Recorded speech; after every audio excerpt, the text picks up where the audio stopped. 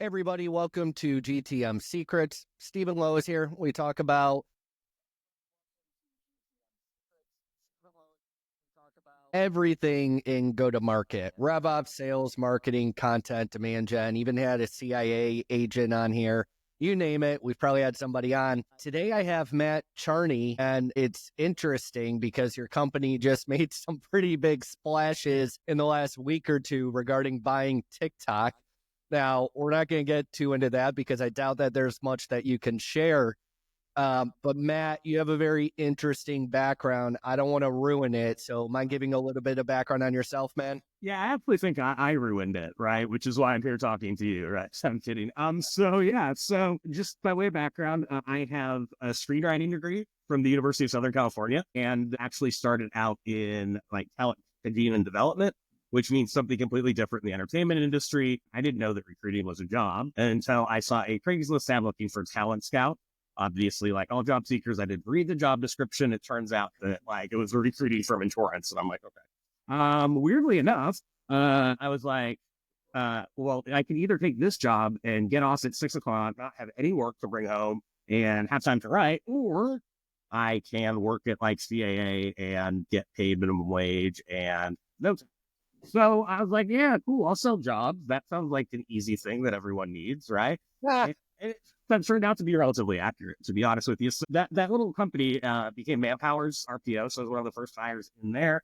And then, I had a pretty good recruiting career that included working for like companies like Disney and Warner Brothers, helping to like do full cycle recruiting for executive roles there. Then, the recession happened. And so like everyone else in TA, that story laid off. And I happened to just write this post that was published by ERE, or this like board, that was called How Recruiters Read Resumes. And so that ran, and that same day I got a call from monster.com and they're like, we'd love to talk to you. What do you feel about flying out to Boston? Like, I got something better to do, right? So they ended up hiring me to run their new social media like function, and then like the thought leadership function. And I've been kind of doing that ever since.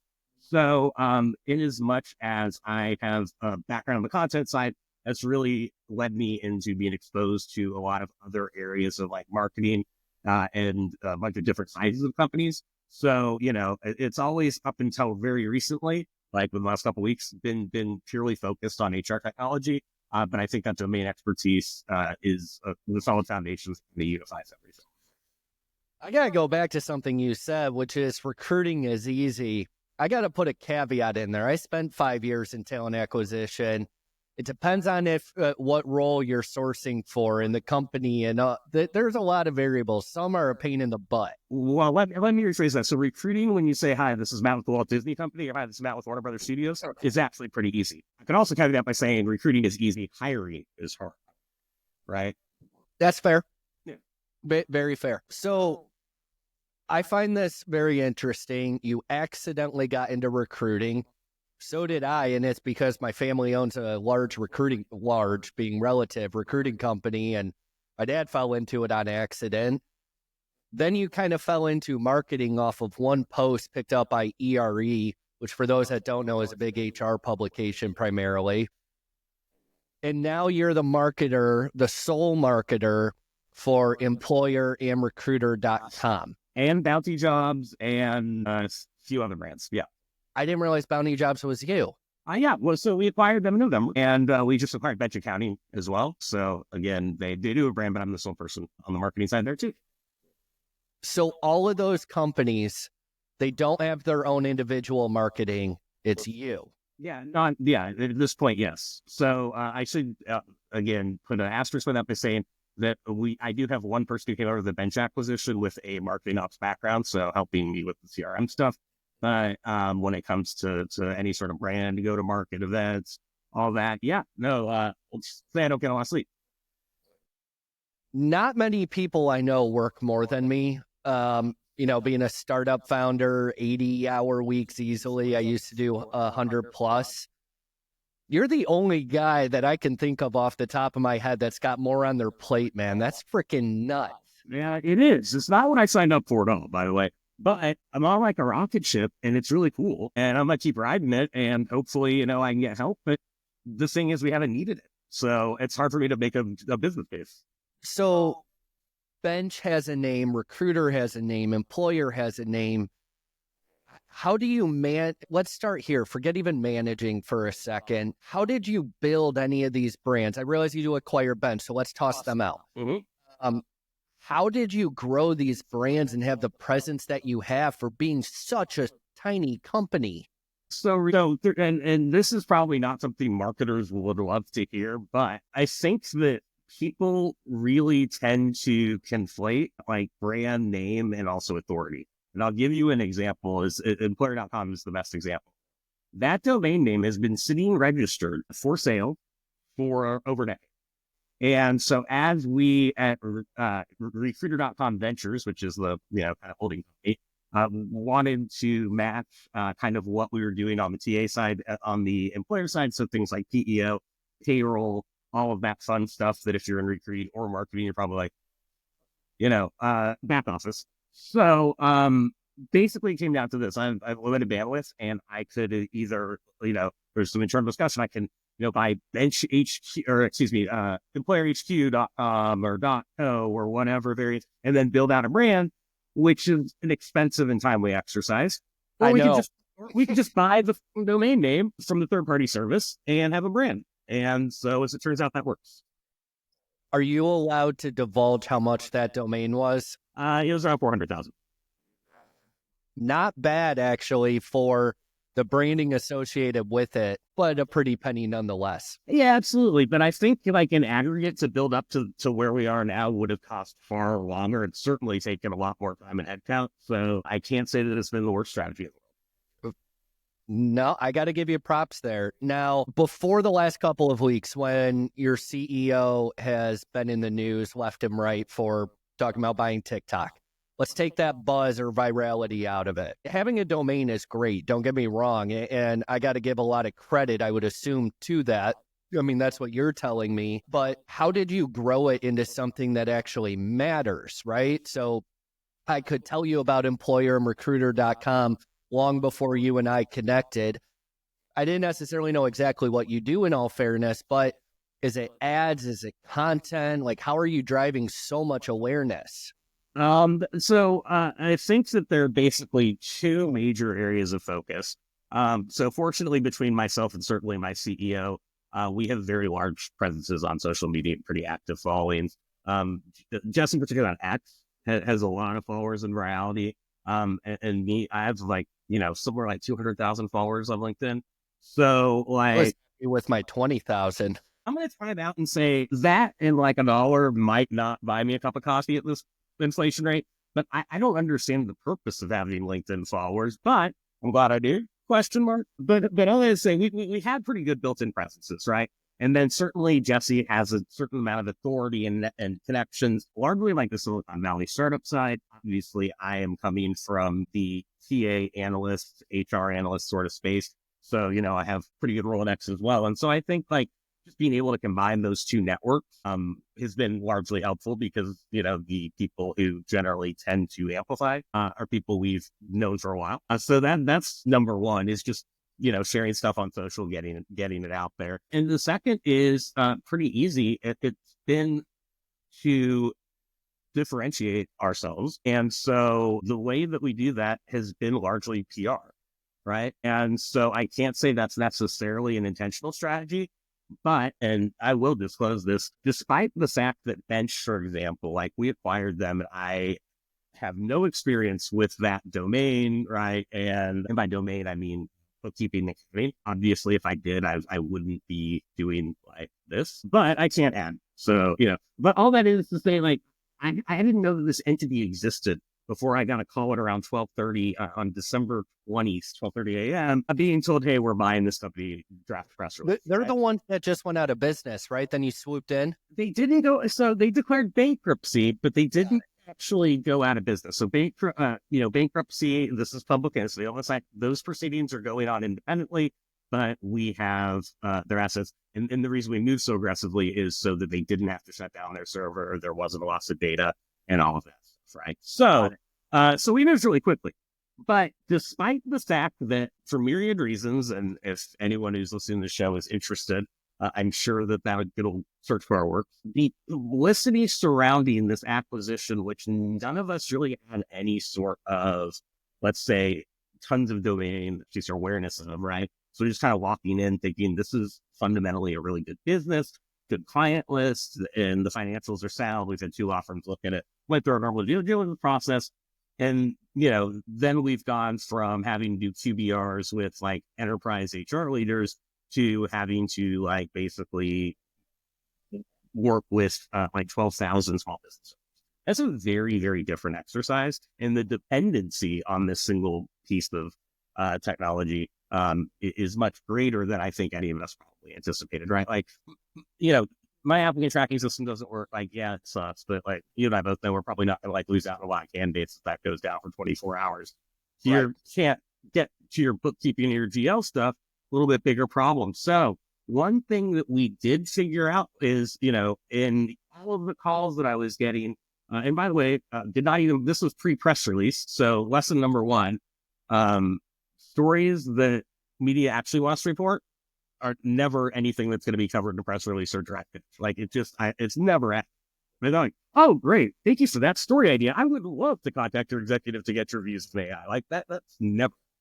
But one thing that we learned is even with all of this negative PR about the company shutting down, which to use their verbiage, not mine, when kind of the timing around the holidays, the fallout, all this, despite that, what's called crisis comm exercise, the amount of leads that we saw coming in to that entity without giving any exact numbers went up organically by like tenfold.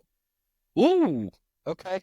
And so that I think, in my mind, really solidified something that we have suspected and theorized for a long time, only with the condensed timeline, we were really able to see it. It's that if people are aware of who you are, then they're a lead, right? And then it's up to you what to do with it. It's about, capturing those leads and qualifying them as best as you can. Even if they're just interested in who you are, they're still signing up for a mailing list generally. So I want to go back to the first point, which was social, right? And then as you build social brand, I imagine that's when PR gets a little more easier, a little easier. I'll put it this way. I just had my first post ever go viral like 2 weeks ago. On which platform? LinkedIn. It was cool. And it was crapping all over, not even a competitor, but just another MarTech company like us. And it went viral and I got a couple leads out of it, but that's not my norm. My average post gets a couple thousand views, if that, right? I mean, I don't know. LinkedIn's numbers on what it constitutes a view. So it's a floating target that's relatively arbitrary. But yes, point taken. That's true. But so I'm in the build phase, and I think most people are. You've already built, and that was before all this buzz, whether it was before Bench, before TikTok, you name it. How'd you get so big on social? You specifically, not even your CEO. This is actually a very easy question to answer. So I did not have an X account. I had used Facebook because it was like when it was only college students back in the day, right? Beyond that, like it hadn't really codified as this marketing discipline when I took my first like social media job. I was handed by an Omnicom subsidiary, so our agency, a list of the 25 top online influencers in recruiting and talent acquisition. And I didn't know any of these people. But I made it my business too. So, and now I don't think you'd have to hire a giant agency to do this. I'm sure there's myriad free product hunt tools you could pick up like relative influence list on. But I actually did 2 things. One, I started to build relationships with them that had nothing to do with trying to sell products, market our business, right? So it's just like, what do you care about? Like, how can I help?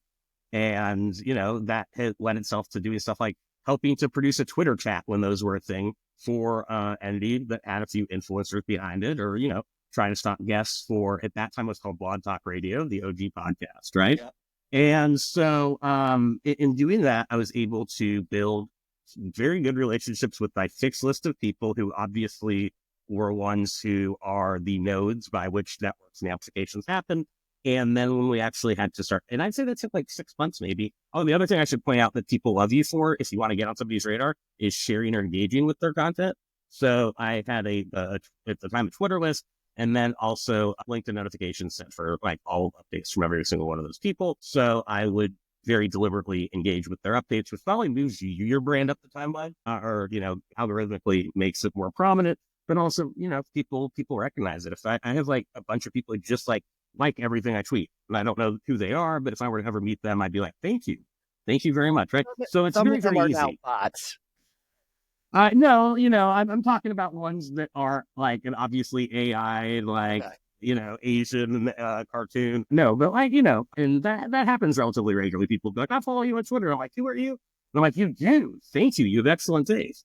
So, yeah. So I think, that becomes pretty virtuous, to be honest with you. And then as far as LinkedIn goes, I can tell you that the reason why I was able to build the followership on LinkedIn is pretty simple.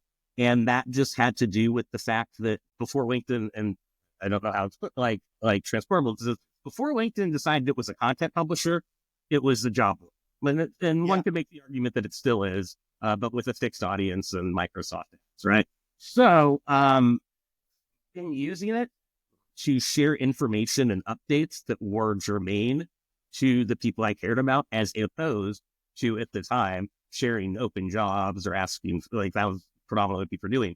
That it was just a distinguishing factor that I think got a lot of people to engage. And then ultimately, when they rolled out the follow mechanism, was before they launched Publisher. So I built a following even before that capability was in there. So it all, not that I want to take away from anything that you said, but it all started by making connections, quality connections, not let me pitch the crap out of you connections early on with those key influencers. And then you were able to start to build and scale up from there. Yeah, exactly. And I think that you have to just think of like every influencer or person who you're trying to do this with as somebody who you want. The end goal is not they're going to share your content or write you up. It's going to be they're going to like text you and ask you for a beer if they see you're in town, So it's building that dynamic, always putting them first, because you'll work, like, even if that doesn't work and you don't actually get any public returns on marketing, you'll still get a lot of tea on what's going on in the industry, and you'll still learn a lot, assuming you can get a dialogue going. And I think that's pretty easy to do, given the fact that we're just sitting in front of our computers waiting for validation. Why do most people have the notion that Twitter is, or X, whatever, is primarily for media, journalists, politicians, actresses? It's not so much a B2B platform. I imagine you wholeheartedly disagree with that. I don't agree or disagree. It's like people say it's a right-wing platform. I don't know how a piece of technology can have political affiliations, right? I think that these are all contextual perceptions. So is it a B2B platform? No. Is it a B2C platform? No. Is it a social network? No. It is what it is. And so ultimately on all networks, it comes down to how you choose to use it. I think the reason why B2B fails there is because you have an anonymized brand voice sharing content that nobody gives a crap. It's just like employees don't read like benefits communications, right? Like nobody cares that your company, using again a brand voice scheduled through Hootsuite is launching an unlimited PTO to their employees. Like that is not interesting even to them. So I think that it is easier to sell B2B when you are actually selling yourself first on that particular network, because it then opens up a lot of conversations. And to Jesse's credit, he's the absolute master of that. You alluded to this TikTok deal, which when he first said, I'm going to buy TikTok, which is like a week ago, this was 10:30, 11 at night. I said, dude, like seriously, I'm trying to go to bed. What do you need? Like, why are you telling me this late? It's like, no, I'm serious. And I'm like, okay, bro, all right, good, cool story. A couple of days later, much to my pleasant surprise, it became real. And I asked, like, Jesse, I talked to you 24 hours ago, like, you would just come up with this great idea, right? He goes, I tweeted it into existence. I have never met Jesse, but I feel like I get along with a guy like that. Very good idea. I'm just going to do it. That's awesome. And I gotta say, so, by the way, is his deal? So I know Mr. Beast is putting an offer in, Larry Ellison's putting an offer in. Is his completely separate, or is he with somebody else? Well, he's with one of those names you mentioned. Okay, fair enough. Even if it doesn't go through, the buzz that it got you guys is probably well worth every minute of it. Yeah, I'm going to say probably. Now, there are certain people who might disagree with me for a couple of reasons. One, it's not related to our core business, right? So why are you trying to do this? You should be focusing on payroll. Okay, I get that argument. And the second is I will just think that for our employees, and I haven't heard this explicitly, but we've been gaining quite a few personnel through acquisitions, right? It's a little bit jarring for them to, come to this organization. It's like, okay, now you're doing this, like what's up? So I think, there may be some short-term negative hits that you have to take for that. And then honestly, my bandwidth, because it's the hottest story in show business right now, somehow, some way. So, but all that Good said, thing you won't, just side note, it's a good thing you won't really have to market TikTok. It's already out there. well, exactly. Now, so it went back to Musically, different story. So yeah, I'm not concerned about that, but here's the thing is that, and to my earlier point about building relationships, as a result of the bench acquisition and as a result of this pending tech deal, no matter what the tenor of the coverage is, I have built relationships with reporters at major publications to the point where they are now texting me follow-up questions to confirm. So much like any social network, the obvious win to me is people who are generally gatekeepers. I got past the gate already. So instead of a press release, I can do an exclusive now. And that's going to have utility. That's really interesting. Now, like I'm a marketer. When I think about all the crap that you must have on your plate, I'm thinking analytics, web dev, design, automation, nurturing, conversion funnels, yada, yada, yada. There's no way you can do all of that for all these companies. No, and I'm not even trying, to be frank with you. Now, like, there's a lot that I should be doing, like 100%. Like, I should definitely be like lead scoring and segmenting. I should be retargeting with paid media. I've done all of this, but the great thing about working for, I can't even call us a startup. Hockey sticking scale up. I don't know what we are, but like we're growing like faster than anything I've ever seen. And when I joined the company, it was like 5. So how many are in it now? I'm gonna say between 300 and 500. And that's been with 3 or 4 months. So it was like I just kind of just went about my plan for the year, and then I looked up and like, oh yeah, okay, wow. So, but at the same time, I think that marketing, like my emphasis when it comes to communications, high touch, and like really, kind of doing a lot of that work, it's much easier and I think much more important to focus on customers than prospects, right? Because word of mouth is still the most effective way to grab business, right? And so obviously there's a lot of fish to see, but if you take the ones in your net and target them, that really cuts down on the amount of work that you have to do for all of those different programs. You might be my hero. And I say that by saying, again, I am a workhorse and I am good at what I do. And I could not pull off everything that you're doing. No way in heck. I just want to say, though, I'm very grateful for having enough basis of comparison to know how lucky I am in the sense that this could not be achievable if I did not have full autonomy to run marketing like I want. If there's, a brand committee saying, no, the Pantone colors are on, or, we thought like that, I don't think there's any way. And I think that I'm just realizing the absence of a marketing bureaucracy is actually leads to the best marketing results I've seen. Now, yes, I can definitely see that. However, if you guys are growing so insanely fast, is it a conscious decision to not grow marketing? Is that intentional? It's not intentional or unintentional. It is the fact that, and this is very much like TA marketing, it's a cost center, right? And so ultimately, when we're trying to have enough like liquidity for the acquisitions that we're doing and I'm planning on doing, every dollar certainly counts. And so it's being very selective. But you said, and think about analytics and all that.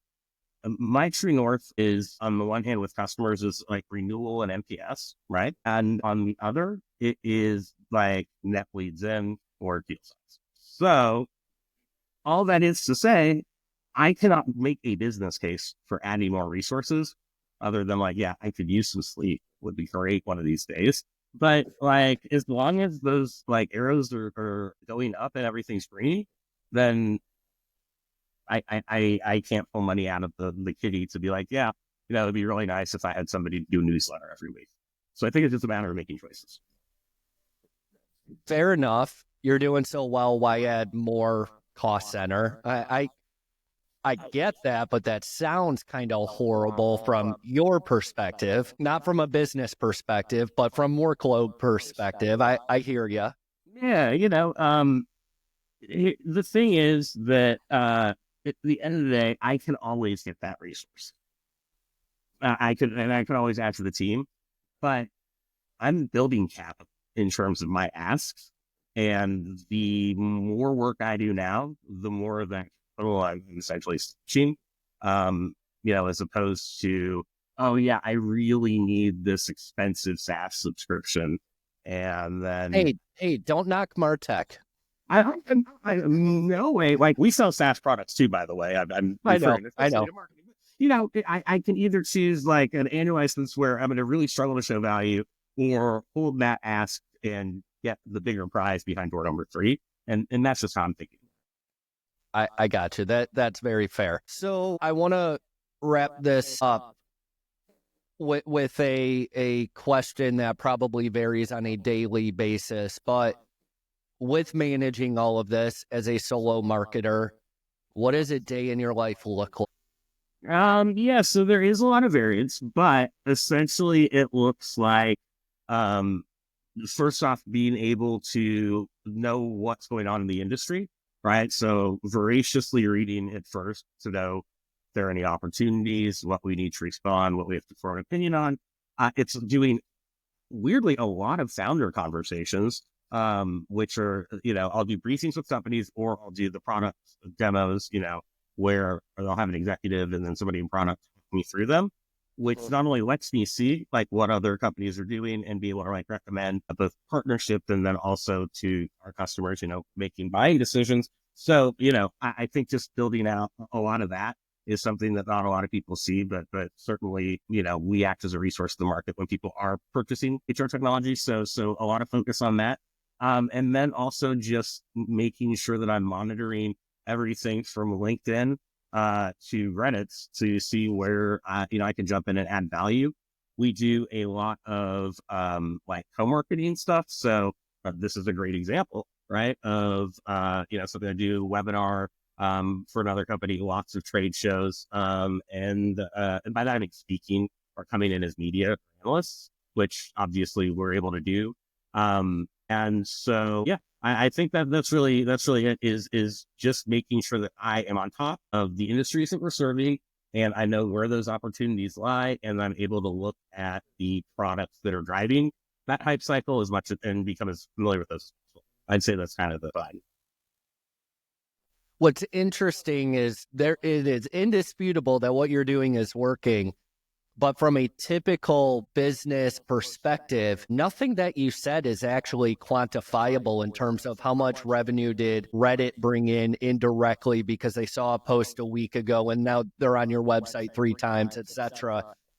That's the wrong way to think about it, though, right? Like, I'm not expecting somebody's going to click through my stuff on Reddit and be like, great, yeah, I'll fill in this demo for them. It's like, Reddit's a great example. It's knowing the overall sentiment of practitioners that you're trying to sell to at any given time, what's top of mind with them. And sure, I can rely on, survey from 6 months ago that Deloitte puts out, but I find that to be somewhat imperfect. So that's the value of it. It's got nothing to do with sales. It's intel. You gathering intel inherently turns into sales because they know you. Yeah. So it comes down to selling to pain points, right? Solution-based sales. And if I'm out there saying, oh, your pain points are AI and diversity, like every other, company in the HR tech space the last couple of years. Yeah, everyone is saying that, but not people who are actually operating. And so, being able to lead with what they really care about, as opposed to what thought leaders say that they do, I found to be a pretty worthwhile exercise. Yeah, there's a big difference, I would say, even from a marketer's perspective. When I talk to the CMOs and heads of marketing and whatnot that we sell into, the big thing right now is agents in sales and marketing, right? Like you got Agent Force, AISDR, etc. I've never actually heard one give a shit about any of those. Right. They care about leads, cost per acquisition going up, etc. Right? So that's a very, very good point. Matt, I could talk to you for hours. I try to keep this, commute worthy size. Any other last thoughts or comments that you think the B2B marketers on here could learn from? Yeah. So, just to kind of piggyback on what you were just saying, the key to marketing is differentiation. The only, nobody out there has, myself included from this conversation, has the formula that's going to work for you. So, you have an entire content industry, as an example, of people saying, here's how you build your profile and following on LinkedIn, or here's how you kick butt at LinkedIn. To my knowledge, LinkedIn's never actually published their algorithm. So unless they work for Microsoft, they're guessing as much as you are. So I would say ignore a lot of people's advice or best practices and try it out for yourself. The worst thing that could happen is nobody notices. And then, the pretty low risk. I love it. I'm going to be testing some of this stuff out. Content ain't my jam. I'm the automation and analytics nerd and whatnot, hence what we do. But I got to get a lot better at content. And I got to get a lot better at analytics. So we should talk again for sure. Fair enough. Well, Matt, thank you so much for coming on, man. Super insightful. I think the folks listening on this will get a lot out of it. Awesome. Well, thank you for having me. And I enjoyed our conversation.